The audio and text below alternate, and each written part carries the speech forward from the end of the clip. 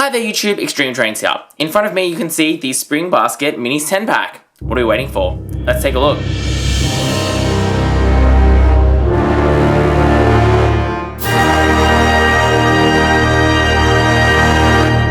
So similar to the other pack that I already looked at, the Steam Minis pack, you can see we get a really big package and you can see very clearly the minis that are included in the set. There's a lot of empty packaging, as you can see. All of the stuff down here is empty, all the stuff in here is empty, all the stuff at the top is empty, so didn't really need this much packaging, but okay. As you can see, that's what it looks like. You get the Spring Basket 10 pack. You can see all the minis as well you get included in this set all along the side here. And then you get a nice little picture on the back of them, and you can see, there you go. Bingo. Now, this is quite interesting because, you know, in Australia, when it's Easter, it's actually going into winter, not springtime, but okay. Again, more pictures of the minis on the side, blah, blah, things and stuff on the bottom. So, what are we waiting for? Let's crack them open. Alright, so you can see I've got all the minis out in the packaging. Now, what's interesting and I want to know about this set, which is the reason I haven't picked up a lot of these themed packs, actually, is that these three are actually repeats from previous years or previous waves. So all of these ones we've had a look at before. We've seen Sweets Ferdinand and Sweet Sydney, and we've also seen Bunny Rosie. I'm pretty sure she was part of the Pets line. What is cool about this is Easter Emily. Now, she's the first one we're going to have a look at here because, if we're just going to get that to zoom in, there you go, yep. She's actually in Wave 2 of 2019, which, as you guys would know, I did not find in any stores near me. I'm still hunting in the hope that it might appear or something, because I got some people commenting saying it started appearing in places, but I haven't seen it anywhere I've been. So, hunting in vain, but it was good for me to be able to pick up this, because this is actually part of the holiday series for 2019, and this is obviously the holiday of Easter, and so you get this Easter Emily, which makes this set interesting because you actually get two Emilys, including this exclusive one over here. So, anyway, let's take a look then at this first engine that I haven't reviewed yet on my channel. So you can see that's Emily there. Quite nice detailing. I really do like. I think the colors on this set are very cohesive. It's very nice. I love the use of the different kinds of green. Looks really nice. The pink is good. The white is good. The detailing is very crisp. There's just a lot going on. It's crisp in terms of there's lots of it. It's actually a little bit like kind of faded on here, but it's like on purpose faded, I think. I think it's supposed to look like that. So it looks really, really nice. But either way, very eye-catching. Love what they've done with the face. So I do like that one, and it's good to be able to get a Wave 2 engine in this set, given I couldn't pick up any Wave 2. The next one, which I think is most interesting, is this Harold variant, again, because Harold was in Wave 2, Classics Harold, so I do not have him. So this is the only version of Harold in the minis form that I've got so far. And as you can see, he's super, super weird. You know, and obviously he was going to be weird. He's a helicopter who's been given train wheels. But as you can see, you get the spinning propeller on top, which is just comically small. But I think it works. He gets a really big face, and you can just see under there's like a bit of a mouth. It's kind of hard to show in this video. You can see he's got a little bit of a mouth, big eyes, you know, looks funny. I think his face should be a bit bigger, given that everything is so big, but maybe that's just me. You get the windows painted across, you get all these details on the side, which is nice, and then you've got these you know, fun spring-colored wheels. So, yeah, Harold is interesting. I really would like to see the normal version of him, but I do think he's very weird. But as you would expect, you know, he's a helicopter who's been converted to minis, so he's going to be weird. The next one we've got is this Toby variant. Again, if we're gonna, come on, you want to focus on? Yeah, there we go. And it's nice to see Toby still making some appearances in these sets. And again, I think this is very clever. They've made him into like one of those thatched baskets, which is brown, which also coincides nicely with the color that Toby actually is. So I think this is a great example of when they do these themes and they like do one that makes sense. So I think this is an example of that. I really quite like this one. Easter eggs on the side. The top detailing is really, really nice. I really quite like it. That is very crisp. And there's a lot going on there, which is really cool to make it really look like he's a basket. Love the wheels there. Yep, and the face. So that one is a winner from me. That one is a bit weird. The next one I've got here is Scruff, and again, the detailing on him is very, very detailed. Very, very ornate.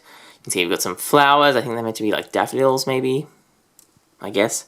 You got some little like bees and things. As you can see, he's a little bit wonky, but we can fix that pretty easily.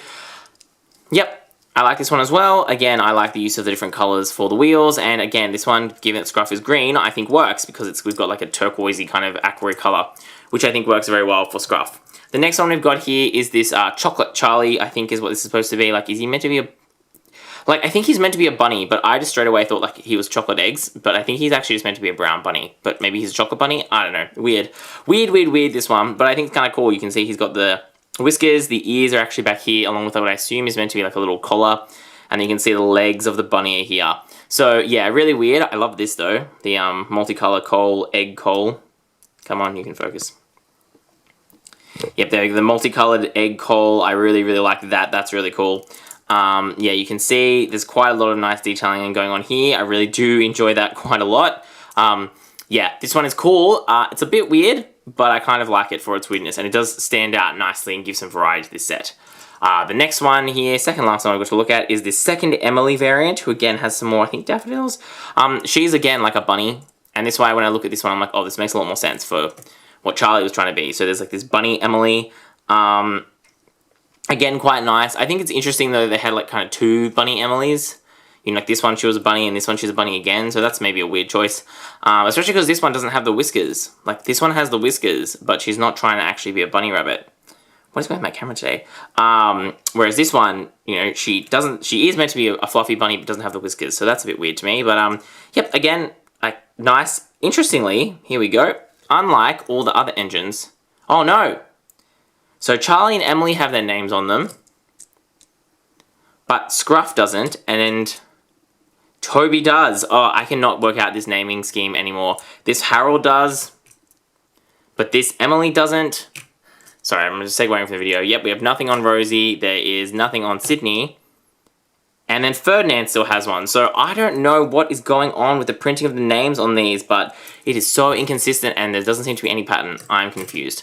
Sorry, that was a segue. And the last but not least, possibly the star of the show, is Thomas the Tank Engine. And mine, as you can see, is not assembled very tightly. But I think this one is really nice. I really actually quite like the lavender color. Again, no name. And the printing is different again. Like if you look at the way it's printed, this almost looks like it's been like cut into the plastic. Whereas this one is definitely just like printed on there. Like a sticker. So weird. Anyway, yeah, I really like this. I really like that greeny lime green color. The yellow wheels with the lavender looks really nice. I love the little ducks and the little rainbow in the clouds. Yeah, this is a really nice Thomas. I really like this variant. Yeah, and maybe they're chickens, not ducks. Yeah, they're probably meant to be chickens. I don't know. I enjoy it a lot. I think this is really cool. Alright, so what do I think about this set? So you can see here, these ones at the front are definitely my favorites. Obviously, these ones I actually quite like. I like the Bunny Rose. I like these two, I think. And this one a little bit as well. But they are repeats. So of the new ones that you get in this set, I really like these guys quite a lot. These two, I think it's just a weird choice to put two Emilys in. I don't know why they did that. And then the way they've designed them is just a bit strange. So I don't particularly not like this one. I just think it's a bit of a weird inclusion. And then this Harold to me is actually, interestingly enough, he's actually not different enough from what a normal Harold is. Like he's just got some different colors on him versus all of the other engines which have like totally different patterns. So I think it's weird that they like didn't detail him anywhere near as much as they detailed the others. Also, I think the Harold is just weird in and of itself.